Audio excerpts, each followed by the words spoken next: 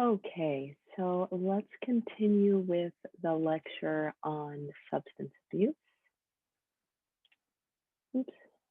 I think that'll work.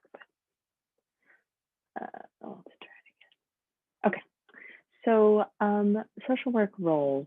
As you are kind of sensing a theme here as we've gone along in the semester, case management is a huge part of substance abuse uh, social working. Um, the case manager is doing a lot of things because substance abuse is a really complex issue and has a lot of um, is a part of a lot of other issues as well. So you're going to see it come up in, CPS all the time. You're going to see it come up in legal all the time. You're going to see it come up in medical all the time. There's very little of social work that does not have some aspect of substance abuse attached to it in some way. So, it's really important that you have a understanding of at least the basics of not just what we've already covered about what substances are addictive and that sort of thing. It's not really that so much as it is about understanding what the modern idea for addressing them might be. So, for example, are you working in a program that is an abstinence-based program? So, no substances at all. If you use any substances, you're out, that sort of thing. Or are you in a harm reduction program, which aims to remove the negative consequences from use? So, for example, to uh, teach someone how to mediate their usage so that they can function and kind of make repairs to their lives. And there's a lot to be said for harm reduction programs, but they're not for everybody. A lot of people still are kind of dedicated to the idea of abstinence programs, and um, there is no one size fits all for this or really any issue. Okay, so treatment and prevention are really, kind of the core of substance abuse stuff. And I'm not quite sure why it's in this order. You would think that they would put prevention first instead of treatment. But the idea is, especially in terms of schools and military social work, this is a big thing. Prevention. Uh, Normally it's a lot about trying to figure out ways to prevent children from developing substance abuse issues. So it varies, but treatment is much broader. So there's a lot more to do in treatment. It's also very complex. It's less obviously about training and education like prevention is, much more about kind of addressing problems that already exist. Okay, so this is all the slide does is kind of point out where the current areas of focus are for the most vulnerable types of populations to developing substance abuse issues. Not necessarily because they're worse in these populations, but because they haven't necessarily been addressed appropriately in these populations. Although, you know, an argument can be made that they are worse in these populations, and the statistics bear that out.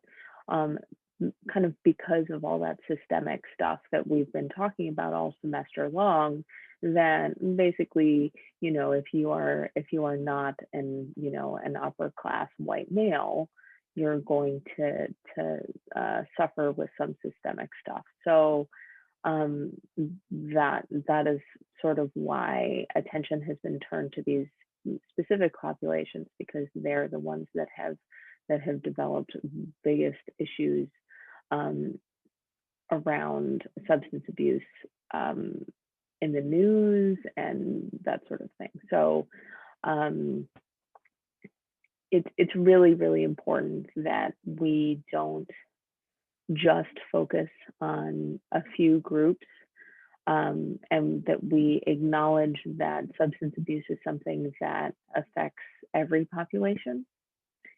So, whatever population you're interested in working with, again, this is something that will impact you. Okay, so um, NASW has a position on pregnancy and parenting, uh, with drug use and drug abuse. But these first few bullet points are really good ways to make you kind of start thinking about your own position. And you need to understand your own position, because you're not going to be able to, pardon me, take up the NASW position if you are dead set against it. So it's really important that you understand not only what the NASW position is, but also, where you're coming from and why you're coming from that place. So whatever your view is, it's important to examine what helped you form that view, if that makes sense. Okay. So here are a couple more ethical issues that are worth being cognizant of. Needle exchanges are interesting because the science is actually really very clear about needle exchange. They don't increase drug use, and they reduce the transmission of blood-borne diseases. So, like, what's the downside to this? There isn't one, but politically, it's pretty unpopular, because it's a liberal position. So politically, it can be a little bit of a hot button topic, but the research is really clear, right, that it works.